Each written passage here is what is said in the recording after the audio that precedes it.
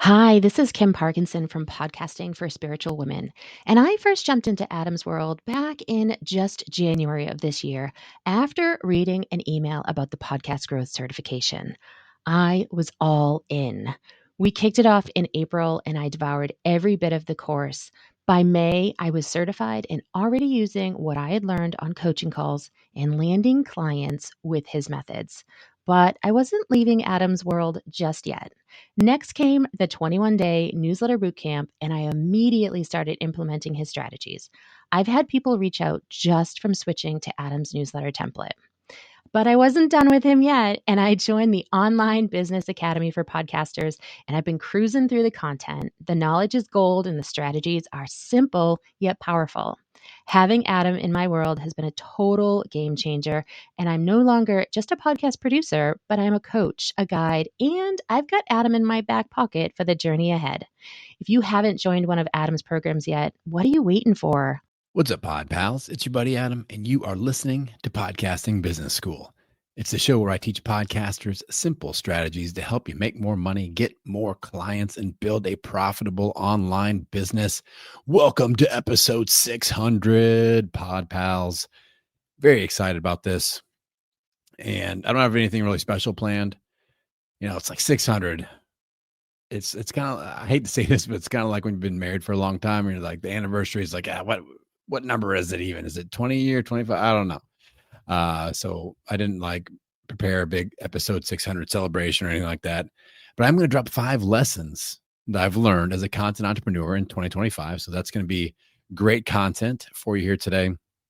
Quick reminder, you've got 2 weeks left to be able to snag 50% off your first month in my group coaching program. All right. So if you need help solving problems like getting your show launched, growing your show, getting more clients from your podcast content, or just simplifying your online business strategy, it's a great opportunity. That 50% off your first month sale ends as the year expires. So you've got a couple of weeks here. All right. I wanted to kind of recap my 2025 just a little bit with these 5 lessons I've learned in the content entrepreneurship space, because I've learned a lot. Like this has been a big personal and business growth year for me. Some hard lessons were learned, some exciting lessons were learned. All right, so let's dive on in here. So the first one, the big one, a big painful lesson I learned is that we do not own our social media accounts.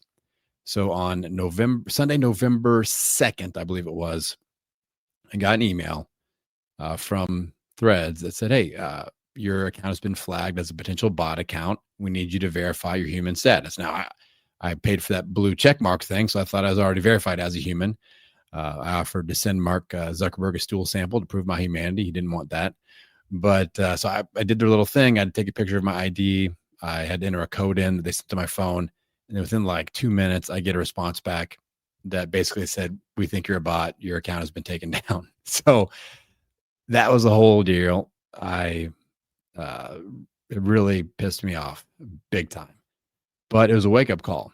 And you hear people all the time going, hey, you don't own your social media account. You have to have other areas, other content distribution mechanisms to build an audience that you own, like a podcast, like your email list. And honestly, if I hadn't especially been growing my email list, I would have been screwed because I spent hours and hours and hours and days with the Meta helpline, which I call the Meta unhelpful line. You guys know what I'm talking about. I got zero progress. Like they were just like, we can't help you. They'd pitch me to the next department or whatever. I sent one email in my newsletter. I dedicated one newsletter basically to ask you all for help. And like, here's what happened to me. It's not right.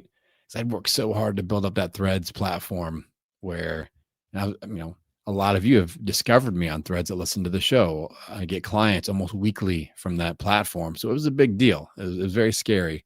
But I sent one email to 4,000 plus of you that are subscribed to my newsletter. And I said, hey, let's raise hell online. Let's tag Adam Mosseri, the head of Instagram, whatever he is, and let's just raise some awareness and see what happens. And within like 12 hours, I got my account back. So, lesson learned. We do not own our social media accounts. Make sure you're growing your podcast audience. Make sure you're growing your freaking email list, people. Don't wait. All right. That was a big lesson for me. All right. That's the first one. Number two, this was just kind of an aha lesson that was kind of a slow simmer developer for me this year. Platform growth comes once you get to the point where you love creating the content. Let's go over some examples for me. My LinkedIn account doesn't grow because I hate creating content for LinkedIn. I hate being on the platform. Like I'm in and out quick. Like I post maybe once a week on LinkedIn. I check my messages once a week. Because people still do kind of initiate contact through LinkedIn sometimes as a reaching out for requests to do like a discovery call or something like that. But I do not love that platform. I do not love creating content for that platform. My content sucks for that platform because of that, and I don't grow. Now, what type of content do I love creating? There's a direct correlation between that and the platforms and the distribution methods and the audience building mechanisms that are growing really quickly for me. Obviously, one is this show. I can't wait to hit the record button. I freaking love it. All right. I love creating this content. It's a direct line to you all. I get great feedback from you all that this is impactful stuff. So I keep doing it and I love doing it. My newsletter, same deal. I started adding a second newsletter send, a bonus newsletter send on Mondays to anybody that's opening up my emails on Thursdays. So you get that bonus. But I love creating both those emails. Like I love it. Honest, like this is honest. Like I try to check out during the weekends, Sunday, Saturday, Sunday, Monday. I have to keep myself from writing more newsletter content, especially those Monday emails, which the mentorship Monday, I'm really enjoying. I have to like talk myself out of that. Like, no, it's the weekend. You're not allowed to do that. So that's how much I love creating that content. And guess what? You all love consuming that content. Really high open rate, great response rate, great feedback. Threads, the first lesson learned, I got my Threads platform taken away. But one of the reasons that was so hard for me, just a hard gut punch, was I love creating content for Threads. I love that written form. I love that platform. I love like the engagement I'm getting on there, the results I'm getting on there. So those are the three things that I really, really love. Creating content for Instagram, no thanks. Facebook, Pinterest, YouTube, video stuff, no thanks, no thanks, no thanks. I don't love it and I don't grow. So the thing that you need to ask yourself based off of this lesson that I've learned is, where's the content that you love creating? Are you trying to force it? Are you like, the experts say must do YouTube, but you hate YouTube and you hate creating video and you feel stressed out and burned out about it? Guess what? Your content is not going to be good. And I bet you are just really struggling to grow. All right. So you either have to change your content strategy or change the platform until you actually love creating it. If you hate writing your newsletter, but you're like, I really want to figure this newsletter thing out. I was actually dealing with this with one of my group coaching members the other day in a group coaching session. And they were like, well, it's just really hard for me to get that content out. And I could tell that they just were not really into it. I said, you need to create the version of the newsletter that you love creating. Make it simple, make it quick, make it easy. If you feel like it's a heavy lift with all these things, and sometimes my clients try to make their stuff like my stuff. And I write this big, burly, robust newsletter every Thursday, and that's not for everybody. It works well for me. I can crank it out, no problem, and I love it. For most other people, you need to shorten it up. Maybe you go, okay, I'm going to do 10 minutes or 15 minutes with a writing, drop a quick tip, have a simple CTA, and we're off and going. My Monday email, my bonus email that's going out to people, again, that are opening my newsletters, they get that bonus email. Those take me about 15 minutes to write. And there's one simple CTA at the end, and it's super effective. All right. So find the variation of the thing that you are wanting to build. And if you do that and you're like, it's still, I hate it, it's not working, then let's switch strategies. You don't have to do all the things that experts, even like myself, are telling you to do. Right. So find that sweet spot of finding the platforms that you love being on and you love creating content on that platform, and you will see growth. Lesson learned number 3.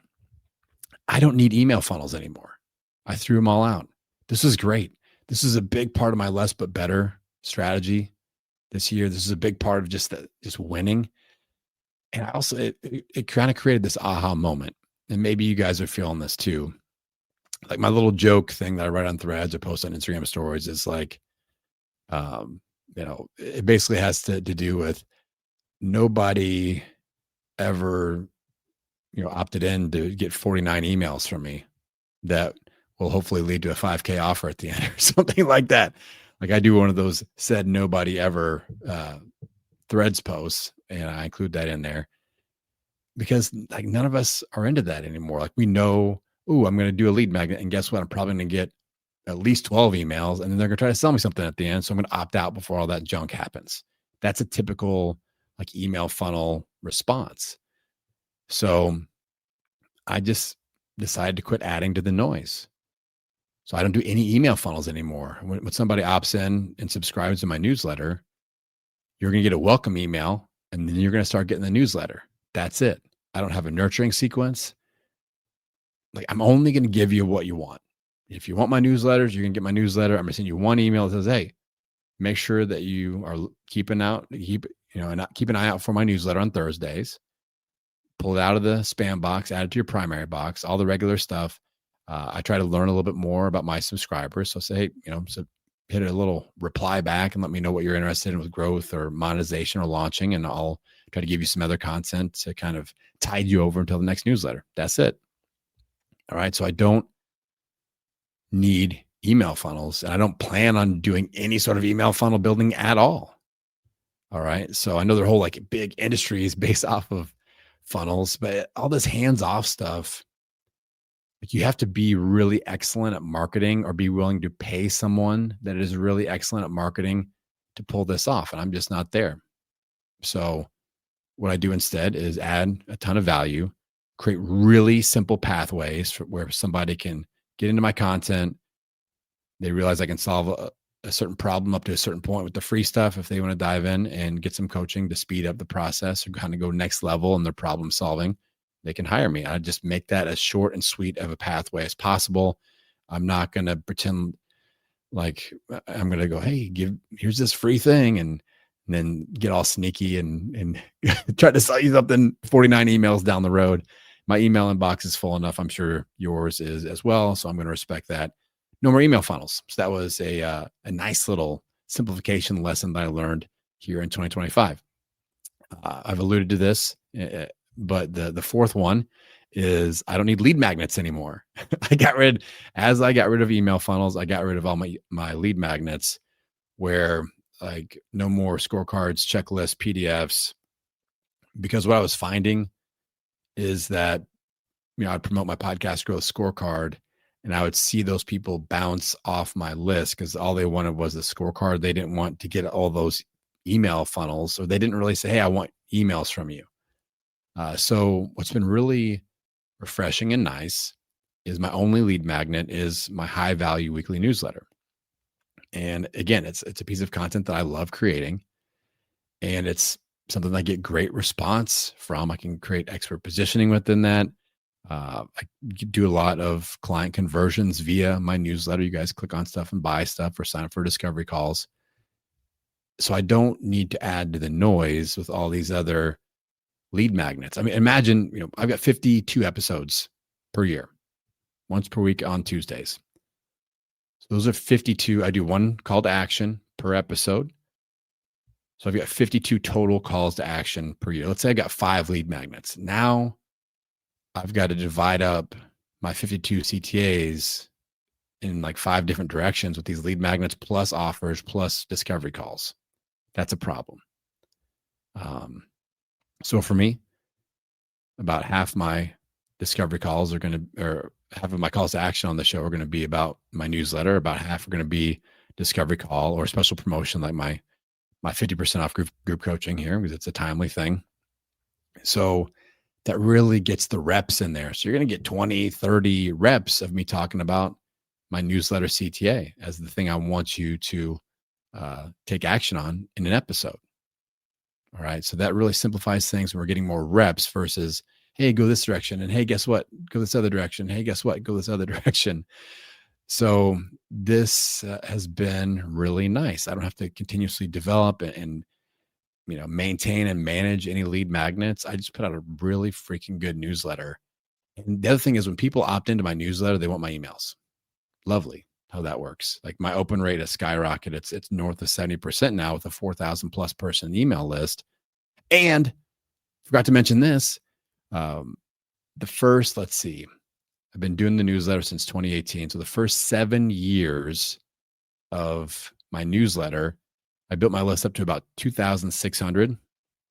And then since I ditched all my other lead magnets in the last like 9-ish months, that list has grown to 4,300. So we added 1,700 people to the email list by getting rid of my lead magnets and getting rid of email funnels. And all these people want to be on my list. They want to open my emails. That's why my email open rate has skyrocketed. So again, I'm one of the few people in the online business and content entrepreneurship space that's telling you to do a lot less stuff. Everyone else is saying, hey, I've got this great strategy. You need to add this to everything else that you're doing. And I'm going, well, how about we create a newsletter and get rid of email funnels and we get rid of lead magnets? So we added one thing, but got rid of like however many other things to simplify. All right. That is lesson number 4. Don't need lead magnets anymore other than my high value weekly podcasting business school newsletter. All right. Number 5, it's really, really important to create awareness of the problems that you solve and how you can help your audience solve them. So if you guys have been paying attention to my podcast, my social media content, my newsletter content lately, I've been doing a lot of this. Instead of being super salesy and markety, I'm very direct, right? I go, hey, this episode, one of the problems I'm really great at solving is this, podcast growth or podcast monetization, whatever. And in today's content, we're going to work on solving that. But also providing that option of and raising awareness around like, hey, if this free episode or this free newsletter got you up to a certain point and you're wanting to kind of accelerate the process, here's something you can pay me for to go a little bit faster. All right. So like with my podcast monetization audits, my listener to client conversion audits I've been doing at the beginning, I say, hey, one of the things I really love helping people do is help their ability to convert more listeners into paying clients. That's what we're going to talk about in today's episode with this listener client conversion episode.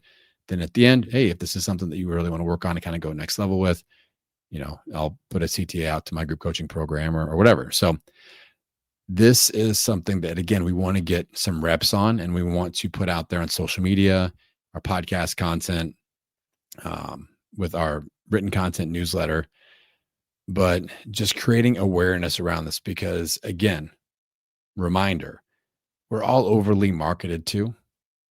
So we need to get reps in. But again, I'm not doing this with a big promo intro and a big promo outro. You've probably noticed I've not been doing a lot of that either. I just kind of open the show and I'm just going, hey, and by the way, here's a problem that I solve. And we're going to dive into this today. It's very simple. Don't overthink this.